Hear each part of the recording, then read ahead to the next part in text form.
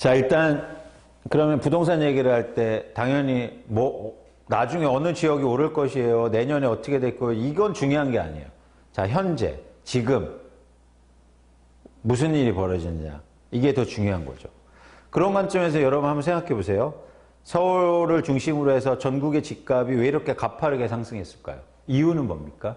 무슨 일이 벌어졌던 거예요? 잘 보시면 이건 재미있는 그래프인데요. 서울의 아파트의 이 까만 그래프는요. 서울의 아파트의 실거래가 가격 변동률입니다. 그렇죠? 많이 올라가면 당연히 많이 상승한 거고, 그래서 실제로 보시면 2007년부터 2013년까지 굉장히 가격이 썩 좋지 않았고, 그리고 2013년부터 가격이 계속 오르기 시작하잖아요. 그죠? 근데 독특한 현상이 뭐냐면 여기에서 전세 매매 비율이라는 걸 제가 조사해 드렸습니다. 그 얘기는 뭐냐면 이게 이제 대표적인 거예요. 일종의 집을 살 때 다시 말씀드리겠지만 집값을 움직이는 수요는요, 투자하려는 사람들입니다. 시장에 투자하려는 사람들이 많아지면 집값이 상승하는 거예요. 수요가 증가해서. 그죠? 그리고 부동산에서 투자하는 사람이 줄어들면 집값이 빠지는 거예요. 이 얘기는 다시 한번 말씀드리고, 어쨌든 전세 가격이 오르면 세상에 시장에 투자하는 사람들이 많아지죠. 그래서 가격이 상승한 거예요. 특히 2013년, 14년, 15년도에 서울의 전세 매매 가격에서 전세 가격이 차지하는 비중이 65%가 넘어가면서 갑자기 투자하려는 사람들이 시장에 많아집니다. 이게 일종의 갭 투자죠. 그리고 어떤 일이 벌어지냐면 2013년, 14년도에 가격이 안 오른다고 하니까 정부에서 대출 규제를 엄청나게 풀어줍니다. 그래서 부동산에서 돈 벌려면요, 집을 한 채 더 사야 돼요. 그죠? 한 채 살고 있는 건 돈 버는 게 아니에요. 왜? 내가 한 채를 살고 있는데 집값이 오릅니다. 근데 다 오르잖아요. 그건 돈 버는 게 아니에요. 내가 팔고 어디 딴 데 갈 수도 없잖아요. 그래서 집을 한 채 더 사는 게 사실은 투자예요. 그런데 그런 관점에서 전세 가격이 오를수록 한 채를 더 사기 쉽잖아요. 그래서 2014년부터 우리나라에 투자하는 사람들이 많아졌어요. 전세 가격이 오르면서. 그런데 시장에 자연스러운 변화 현상이, 그러면 집값이 오르면 전세 가격이 그만큼 못 쫓아 올라가니까 이 전세 매매 비율이 떨어지잖아요. 그죠? 이 그래프에 보시면 떨어지죠? 그럼 어떻게 됩니까? 제가 말한 것처럼 그러면 투자하는 사람들이 시장에 줄어야죠. 그래서 가격은 사실 안정화 돼야 되죠. 그게 예를 들어서 65% 밑으로 떨어지는 2018년부터는 가격이 떨어졌어야 됐어요. 그런데 물론 보시는 것처럼 가격 변동률이 둔화되긴 했지만 여러분들이 체감하기에 절대 가격이 빠지진 않았어요. 절대. 근데 왜 투자하는 사람들이 시장에 줄어들었는데 부동산 가격이 빠지지 않았을까요? 그 이유는 여기 있습니다. 2018년부터 독특한 현상이 벌어지는데요. 이 주황색 그래프가 거래 회전율이라는 거예요. 거래 회전율은 쉽게 말해서 집을 갖고 있는 사람들이 시장에 내놓는 매물의 양입니다. 공급이에요. 결론적으로 공급이 줄었어요. 2018년부터. 공급이 줄으니까 가격이 상승합니까? 안 합니까? 상승하죠. 수요가 줄어도 공급이 더 빨리 감소했다는 거예요. 예를 들어서 2015년도에 이 비율이 10%인데요. 여러분들이 사신 아파트 단지가 100채가 있다면 그 중에서 10채가 매물로 나와서 거래가 됐어요. 그런데 이게 2018년도에는 6채 반, 2019년도에는 5채, 심지어 최근에는 5채 밑으로 떨어지고 있다. 집을 갖고 있는 사람들이 시장에 매물을 내놓지 않아요. 공급이죠. 공급이 감소하는 거예요. 여러분, 여기서 두 가지 개념 규정을 명확하게, 그러니까 현재를 분석할 때 이게 중요해요. 이게 시장을 움직이는 동력이 뭔가, 시장은 왜 주식 가격이 오르지? 왜 부동산 가격이 오르지? 오늘은 이유를 알아야 되죠. 그 이유를 아는데 한국의 부동산 가격을 움직이는 건 투자 수요와 시장에 내놓는 매물의 양이라는 거예요. 이거는 굉장히 논의가 필요한데요. 시장의 수요가 100명이 있습니다. 근데 그 중에서 실수요가 50명이에요. 나머지 50명은 투자 수요고요. 근데 이 50명은 갑자기 줄 수 있나요? 안 주나요? 안 줄죠. 계속 매년 50년 줄어도 50명이 됐다, 52명이 됐다, 48명이 됐다 이렇게 소폭의 변화만 있어요. 실수요는 항상. 그런데 큰 폭의 변화를 일으키는 건 나머지 50명이 투자 수요라는 거예요. 금리가 떨어져서 시중의 유동성이 증가해서 부동산 가격이 오른다고 다들 그럽니다. 그죠? 집값 오른다는 사람들이 맨날 그 소리 하잖아요. 지겹게. 그런데 금리가 떨어지면 왜 수요가 많아지는 거예요? 내 집에 살고 싶은 사람들이 갑자기 많아져요? 아니 왜 금리가 떨어지면 갑자기 내 집 살고 싶어지세요? 아니죠. 금리가 떨어지면 어떤 생각이 들어요? 투자하는 사람들이 많아지는 거예요. 그래서 부동산 가격을 움직이는 수요는 투자 수요가 투기 수요라는 겁니다. 그렇죠? 그래서 투자 수요는 전세 가격이 오르거나 대출 많이 해주면 수익률이 좋아지잖아요. 레버리지가 커지니까. 내 돈 적게 들어가서 조금 올라도 수익률이 높아지니까. 그래서 투자 수요가 많아지는 거란 말이에요. 이겁니다, 여러분. 이쯤에서 이제 여러분들이 막 반론하고 이러면 참 좋은데, 어쨌든, 그죠? 그러면 시장이 움직이는 공급이 뭐냐는 거죠. 건설사가 막 아파트 짓고, 그러면 가격이 빠질까요? 아닙니다. 안 빠져요. 왜 안 빠지냐면, 갑자기 한 사람이 10채씩 사고 20채 사고 이러면 아파트를 아무리 많이 지어도 아파트 가격 안 빠져요. 중국에 가시잖아요? 그러면 아파트를 엄청나게 지어졌어요. 그런데 아파트 가격이 집값은 계속 올랐습니다. 왜 올랐을까요? 공급을 계속 하는데. 사람이 많아서? 아닙니다. 한 명이 막 100채씩 사거든. 그래서 비워놔요. 그래서 중국 가보면 비어진 아파트가 엄청 많아요. 그러면 아파트를 아무리 많이 지어도 소용없단 말이에요. 그래서 투자 수요가 시장을 움직인다는 거 꼭 말씀드리고 싶었고, 또 시장을 움직이는 공급이 아파트를 짓는 양이 아니라 이것처럼 시장에 내놓는 매물의 양이라는 거예요. 우리나라 다주택자가 150만 명 정도 되고요. 주택을 갖고 있는 사람 중에서 거의 15% 정도가 2주택 이상입니다. 우리나라에서 집을 가장 많이 갖고 있는 사람이 몇 채나 갖고 있을까요?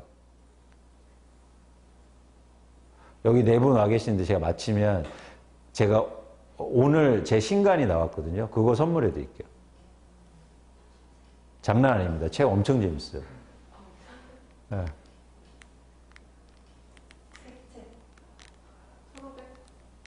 근처에 가셨어요. 조금 더 쓰세요. 비슷합니다. 정확히 1805채. 충격적이죠. 이렇게 많이 사는데 집을 어떻게 많이 지으면 그 집값이 빠져요. 반면에 그 사람들이 집을 내놓으면 집이 많아지는 거예요.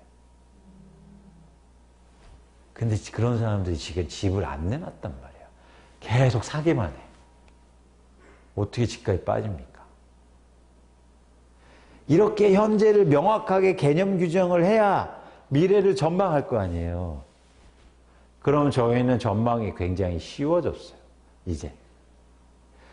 뭐 금리다 아니면 정부 정책이다 할 것 없이 딱 두 가지만 우리 고민하면 됩니다. 자, 투자 목적으로 계속 사람들은 집을 살 건가? 그 사람들이 계속 있으면 집값이 오르겠고, 그리고 반대로 또 집을 갖고 있는 사람들이 과연 시장에 집을 내놓을까? 이 질문을 해볼 필요가 있어요. 그래서 저희가 이런 질문을 얻기 위해서 현재를 정확하게 분석하자는 거예요. 자꾸 설명만 듣지 말고. 설명하는 거 쉽습니다. 서울 집값이 왜 올랐어요? 어떤 분은 실제로 전문가들이 이런 얘기를 해요. 삼성전자가 돈 많이 벌어서 집값 올랐대요. 이게 말이에요? 근거는요? 삼성전자 직원이 집을 계속 사요? 아니잖아요. 그럼 삼성전자가 올해 초에 실적 엄청 나빠졌는데 그러면 집값 왜 안 빠졌어요? 주장을 하려면 근거가 있어요. 여러분, 전망을 하려면 명확하게 근거와 그리고 이유에 대해서 알아야 된다는 겁니다.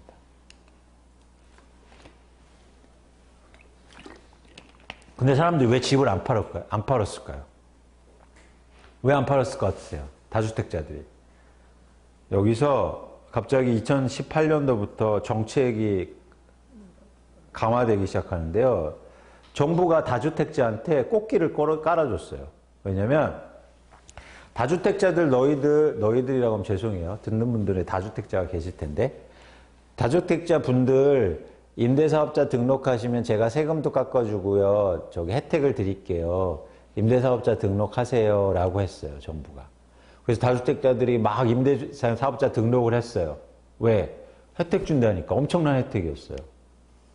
그런데 조건이 있었습니다. 어떤 조건인지 아세요? 집을 팔면 안 돼요.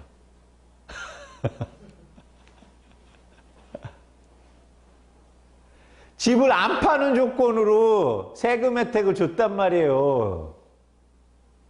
그러면 물량이 줍니까? 안 줍니까? 집을 팔려고라도 싹 걷어들이죠. 근데 집 살려는 사람은 계속 있는데 물량이 줄었으니까 집값이 어떻게 돼요? 급등한 거예요. 정부를 비판하려면 정확히 알고 비판해요. 이런 게 잘못됐다는 거예요. 어쨌든 저희는 그런 얘기를 하고 싶진 않아요. 과거 얘기니까. 이 원인이었다는 거죠. 그래서 임대사업자 등록 의로 때문에 집이 시중에 매물이 안 나왔고 그래서 집값이 오른 또 결정적인 이유였다라고 여러분 이해하시면 됩니다. 그래서 실제로 제가 아파트를 다 조사해 봤어요. 서울의 아파트 중에서 과연 얼마나 많이 임대사업자 등록이 되어 있는지. 여러분들이 사시는 아파트도 있을 수 있을 것 같아요. 평균적으로 13%가 임대사업자 등록으로 등록되어 있는 거예요. 그래서 공식적으로 이런 사람들은 난 집을 안 팔겠습니다 라고 한 거예요. 그런데 여러분들이 사시는 아파트 중에서 거래가 되는 게 6%밖에 안 되거든요. 그러니까 굉장히 많은 물량이 시중에 나오지 않는 건다고 보시면 돼요. 일부 아파트는 뭐 거의 20%대도 있어요. 이거는 강북, 강남 뭐 어느 지역 할 것이 전방위적으로 다 있었던 일이에요. 지금도 이런 상황이고. 그래서 시중의 공급이 엄청나게 감소한 거죠. 근데 이 아파트들을 잘 기억하세요. 반전이 있습니다. 자, 이제 두 가지만 전망하면 됩니다. 투자 목적으로 계속 집을 살까? 아니에요. 투자 목적으로 이제 집을 사지 못해요. 왠지 아세요? 세금 부담이 너무 큽니다. 그 중에서도 취득세요. 투자 목적으로 집을 사는 사람들은 제가 말씀드렸죠. 전제 조건이 한 채를 더 사야 된다. 내가 살고 있는 집 말고. 근데 지금 서울에서 아파트를 살 때 두 채부터는 취득세를 8% 내고 기타 세금까지 하시면 거의 9%를 내야 돼요. 그런 10억짜리를 사면 9천만 원을 내고 시작해야 됩니다. 여러분 왜 저기 도박장 저기 정선 가보셨어요? 정선 가보시면 입장료 받게요, 안 받게요?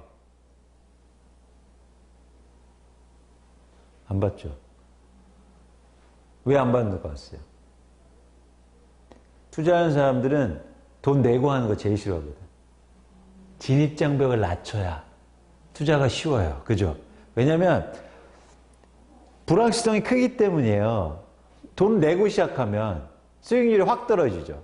근데 한국의 세율 구조를 잘 보시면 그동안 투자 목적의 세금 구조가 대부분 양도세나 보유세였습니다. 특히 양도세가 컸죠. 이건 양도세라는 건 사실은 이익의 곱하기 얼마잖아요. 그래서 별로 안 무서워해. 내가 돈 많이 번 만큼 내는 거니까. 근데 돈을 벌기도 전에 입장료 내고 시작하래요. 1억씩 내고 시작해. 그럼 사람 줍니까? 안 줍니까? 정선에 카지노에 갑자기 입장료를 100만 원씩 내라고 하세요. 그럼 거기 사람들 완전 줄 거예요. 똑같은 식이에요. 그래서 지금 투자 수요가 굉장히 빠르게 감소하고 있습니다. 사실 이 취득세 인상은요, 제가 강력하게 주장한 거예요. 근데 도입이 됐습니다. 굉장히 투자 목적으로 사람들이 확 줄 수 있는 그런 영향인 거죠. 그럼 이제 정리가 됐어요. 투자 목적의 수요는 주는 거예요. 그죠? 계속 줄고 있어요. 근데 수요가 준다고 그래서 가격이 빠지진 않아요. 부동산 시장의 독특한 현상입니다. 생각해 보세요. 여러분, 시장에 가보시면, 부동산 가보시면 살려는 사람은 없어요. 그런다고 집값 빠져요? 안 빠집니다. 언제 진짜 빠져요? 갖고 있는 사람들이 싸게 내놓을 때. 그죠? 대신 살려는 사람들이 없으면 거래량만 급감해요. 그죠? 살려는 사람들이 없으니까 거래가 없으니까. 그래서 최근에 서울의 아파트 가격이 거래량이 급감하는 이유이기도 한단 말이에요. 그죠? 좋습니다. 그렇다면 이제 집값을 결정하는 건 향후로 집을 과연 갖고 있는 사람이 싸게 파느냐, 그게 관건이에요. 이 지점이 좀 어렵죠. 왜냐하면 제가 일일이 다 물어볼 수도 없고, 그런데 최근에 매물이 조금씩 증가하고 있습니다. 그 이유는 내년을 기점으로 해서 집을 갖고 있는 게 굉장히 부담스러워요. 양도세도 강화되고 세금을, 쉽게 말해서 세금을 많이 내야 돼요. 그래서 이 사람들은 이제 팔 생각을 하고 있는 거예요. 과연 내가 적정한 시점에 언젠가, 이런 팔 생각을 하고 있어요. 또 하나 큰 변화가 있습니다.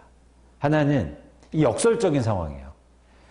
이 그래프를 보시면 임대사업자가 자동 말소되는 거예요. 이제 우리나라 임대사업자라는 제도는 법률상 없어요. 드디어 그 폐해를 알았어요. 그래서 정부가 이번에 그냥 제도 자체를 없애버렸어요. 근데 그동안 임대사업자 등록한 사람들은 4년 동안 아니면 8년 동안 약속했을 거 아니에요. 근데 그 만기가 되면은 과거에 법 같은 거면 연장해줬어. 원하면. 근데 이제 법이 없어져서 연장이 안 돼요. 말소돼야 돼. 그럼 말소되면 세금 혜택도 없고 세금 그대로 맞아야 되거든요. 그럼 말소되는 주택이 얼마냐면 전국적으로 47만 원, 올해요. 서울만 14만 원, 서울이 주황색 그래프입니다. 내년에 18만 원, 22년에 22만 원, 23년에 25만 원이에요.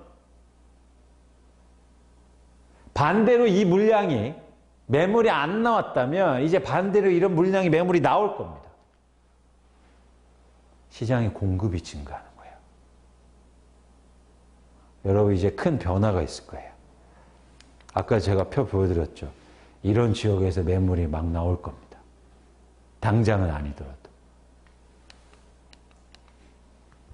그렇죠? 역설적인 상황이죠. 그래서 요약해서 드리자면 투자 수요는 감소하고 있는데 이제 매물이 집값을 결정할 건데 매물이 계속 나올 가능성, 증가할 가능성이 굉장히 큰 거예요. 내년부터. 그래서 이런 변화를 관심 있게 보셔야 되는 거예요. 지금 집값이 5, 6년, 7년 동안 오르니까 지금 집을 사야 된다, 이제도 사야 된다 이런 얘기를 굉장히 많이 합니다. 근데 저희는 현재를 정확하게 분석했기 때문에 미래를 예측할 수 있어요. 공급이 증가할 거고 수요가 감소할 겁니다. 그럼 집값이 어떻게 안 빠지고 버팁니까?